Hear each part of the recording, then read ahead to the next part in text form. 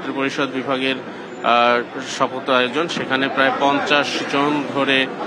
প্রস্তুতি নেওয়া হয়েছে, অর্থাৎ প্রায় সেই সংখ্যা প্রায় 50 জন হতে পারে এরকম ধারণা করছে। তবে কারা নির্ধারিত হচ্ছেন সেই বিষয়ে কিন্তু এখন পর্যন্ত জানা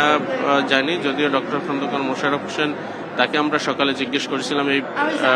বিষয়টি এবং অন্যান্যদেরকে, সবার যে কথা সেটি হচ্ছে যারা যোগ্য মন্ত্রী পরিষদের সদস্য হিসেবে নির্বাচিত হওয়ার জন্য এবং যারা যে ক্ষেত্রে যোগ্য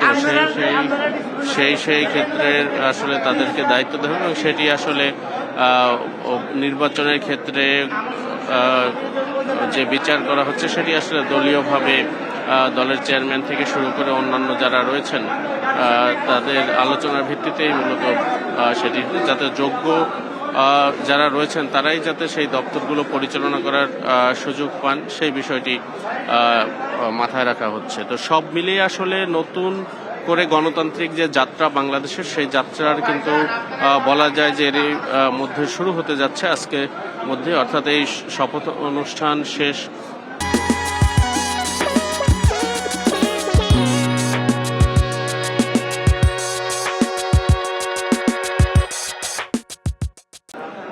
হওয়া বা শপথ অনুষ্ঠানের মধ্য দিয়ে কিন্তু সংসদের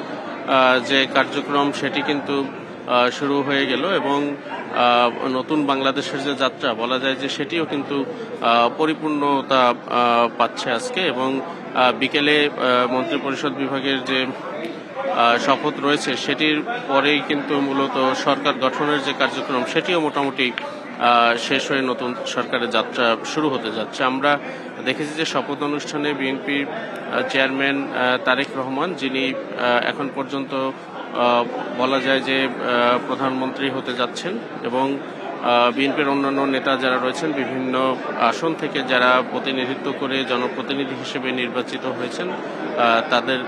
প্রায় সকলেই কিন্তু আমরা দেখেছি যে এই শপথ অনুষ্ঠানে উপস্থিত ছিলেন এবং তারা শপথ বাক্য পাঠ করেন। এবং একটি বিষয় কিন্তু দেখেছি, এই সংসদ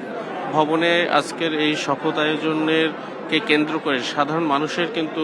উচ্ছ্বাস আমরা দেখেছি, অর্থাৎ নির্বাচিত জনপ্রতিনিধিরা যখন প্রবেশ করেছেন আমরা কিন্তু দেখেছি যে তাদের প্রবেশদ্বারে কিন্তু সাধারণ মানুষের শুভাকাঙ্ক্ষী দলীয় নেতাকর্মী এর বাইরে কিন্তু অনেক সাধারণ মানুষও আসলে এখানে ভিড় করেছেন এবং গণমাধ্যম কর্মীদের কিন্তু একটি ব্যাপক আগ্রহ রয়েছে, অর্থাৎ দীর্ঘদিন এই সংসদ ভবন যেভাবে কার্যকরবিহীন ছিল সেই জায়গা থেকে গণতান্ত্রিক যে যাত্রা সেই প্রত্যাশাই কিন্তু বাংলাদেশের সাধারণ মানুষের ছিল, অর্থাৎ একটি গণতান্ত্রিক রাষ্ট্র হিসেবে সামনে এগিয়ে নিয়ে যাওয়ার জন্য সংসদ ভবনের যে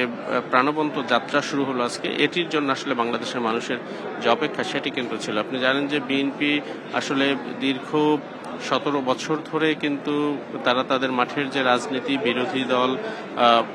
থেকে শুরু করে নানাভাবে তারা সেই রাজনীতিতে সক্রিয় রয়েছে এবং একটি যে আওয়ামী লীগের যে শাসন সেটিকে তারা অপশাসন উল্লেখ করে সেই জায়গা থেকে পরিত্রাণ পাওয়ার জন্য এবং সাধারণ মানুষকে মুক্তি দেওয়ার জন্য সেই আন্দোলন কিন্তু করে আসছিল। সবশেষ গত 12ই ফেব্রুয়ারি আসলে নির্বাচনের মধ্য দিয়ে বিএনপি ব্যাপকভাবে সংখ্যাগরিষ্ঠতা নিয়ে জয়লাভ করে এবং সরকার গঠনের দ্বার প্রান্তে।